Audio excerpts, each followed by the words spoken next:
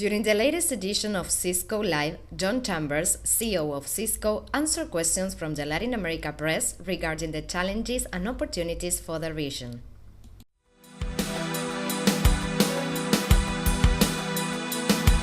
Market transition, good or bad, that's when you bet.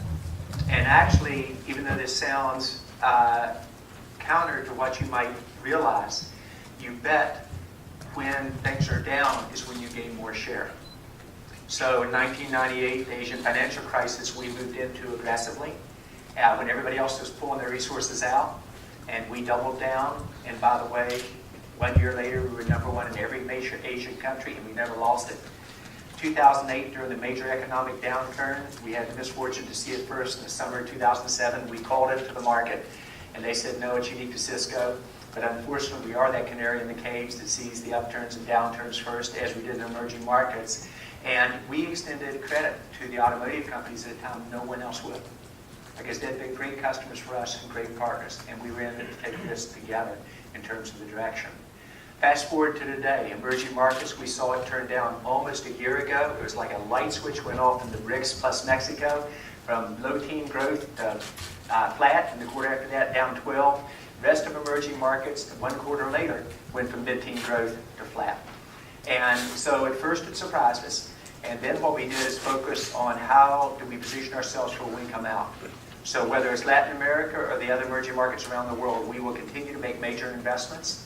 And in terms of Latin America specifically, we just moved one of our top people down there about a year ago, Jordi Botafogo. He is good. You talk about smart plus connected communities and cities. He did Barcelona. He did Israel with Boaz there. And so we're very much committed to emerging markets. You will see us actually invest at a time that others may not. John, anything you'd add? I would just add that I actually had a chance to meet with a couple of partners and some of our team from Argentina last week.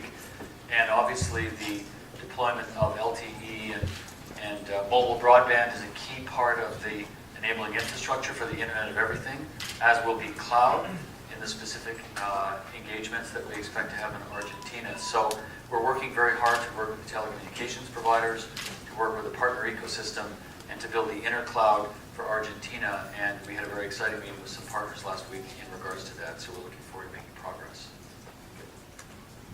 Yes, sir. Everything can be just as appealing as long as it's done in phases to an emerging country, because you don't have an installed base to deal with. And I mean that in a positive way. You can skip. And so if you rethink about the implementation, healthcare, education, the jobs for the country, and innovation, we can do it that way. So it depends on the country, obviously, but just because a country is emerging or developed, I don't think determines do they move this way. I think it really depends on the leader. Same thing I said about mayors. Yes. President Pena, and I was talking with the other group a little about this. He is, and I'm a Republican, but he is so John F. Kennedy-like. It is amazing. He is charismatic, he's smart, he understands the issues, approach, and he's going to create a modern and prosperous Mexico. He got it. I mean, we shared it. He had his IT team up to Cisco within a couple of weeks in direction. So you are starting to see country leaders get it, and often when the country leaders do, they have something that's really driving them.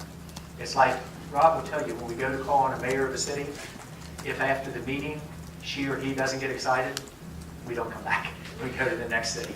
Because the leaders of a country have to envision what's possible.